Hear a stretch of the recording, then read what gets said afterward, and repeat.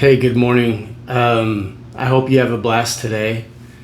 The first time that I read your email about zoning, I didn't have a chance to click on the actual links, so I took the time to do that this morning, which kind of made it obvious what's going on. So, the zoning is from the city, clearly, no issue there. So just for future, for instances, if you will, they're not relevant to the building that we want. So generally, when you run into a zoning problem where you have to go to the city and advocate for a zoning change, they want to know why. It causes complications with other parts of the neighborhood. It's normally very time consuming and expensive. So this is the city is doing voluntarily. I would assume that the building was, completely labeled as commercial before, and that's what's causing the issue.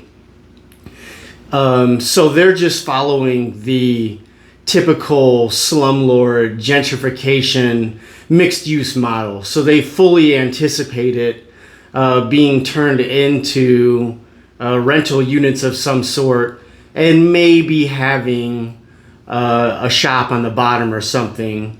The other reason that would have to have some kind of semi industrial commercial capacity is the basement, I would assume. I don't know if it's an actual basement or the ground floor. I don't really know about that. But if it's if it's a proper basement, obviously there will be some kind of light industrial activities that we could think about using for that space. So no harm, no foul, all great. And if you went to sit in on the speaking session, if your schedule doesn't conflict, I don't think there's anything to say. It would be good to listen. So that's entirely up to you. We were going to have to rezone it anyway to what they're already in the process of rezoning it to. So this is completely from the city.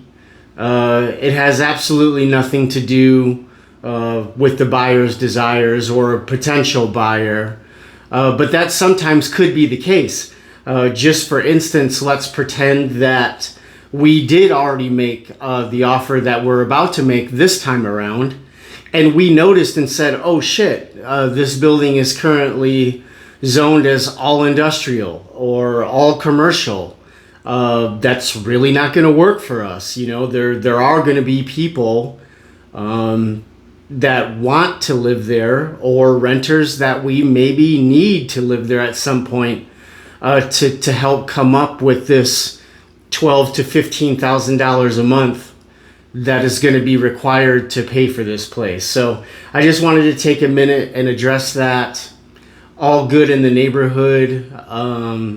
It's to our advantage. It does save a lot of money, and it's clearly not coming from the buying side. This is unilaterally being taken on by the city. So it all really just goes in the done no shit category. Apparently by their own admission, they just had this firm do this for them 4 years ago. So the fact that these morons didn't already change it over 4 years ago, I'm kind of shocked that the city had to pay for that again. It kind of goes in the done no shit category. So all good. And if you can sit in on the session, it'll kind of give you a temperature if what other interest is lurking in the city. I would be shocked if anybody even showed up. But if any of the other landlords in town are thinking about making a play, you would definitely find out at that meeting. So that's kind of where it's at right now. Enjoy your holiday.